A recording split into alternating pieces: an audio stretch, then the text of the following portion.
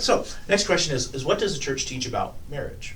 And so with that, the church teaches that marriage is that permanent union between one man and one woman that is loving, that is fruitful, that is this total self-gift.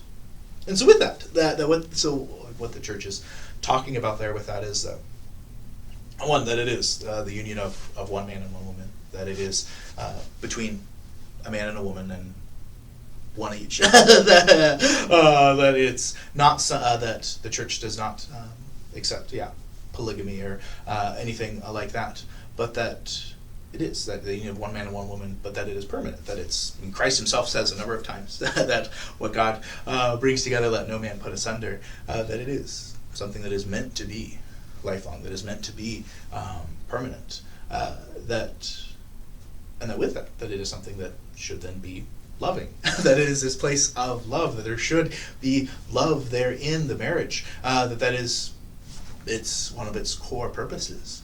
But that also marriage should be something that is fruitful, that should be something that bears fruit for the kingdom. And that for most people, for many people, that is children. That tremendous gift of children, of having indeed life itself be brought into the world there through them. But is not always the case, that sometimes for whatever reason certain people aren't able to have children.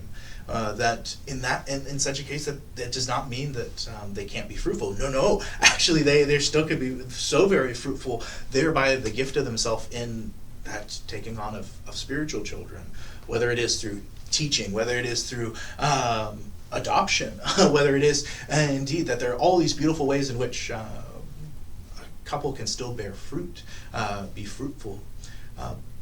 And so it is this beautiful coming together of one man and one woman. They're no longer two but one. That working here as collaborators, workers together here in the building up of the kingdom, this working together.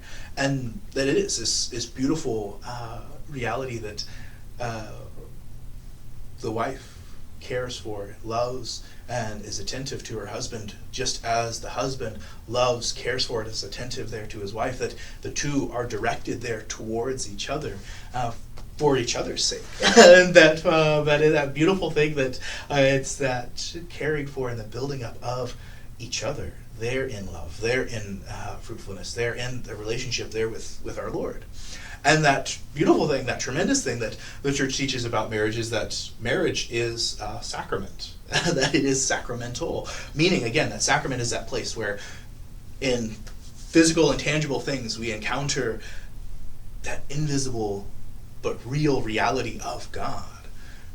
And so in that, here in sacrament of marriage, that it is between two baptized individuals, a baptized man and a baptized woman, that it is this between two baptized, that marriage is something sacramental, that it is this place where God himself is active and present, where his grace is ever present. And the beautiful way in which we see that is that when the Lord is present there in our marriage, that as husband and wife are there, they're not there alone, but with God in this beautiful triangle of love, in that anytime that one grows closer to another, it naturally brings the third there along as well.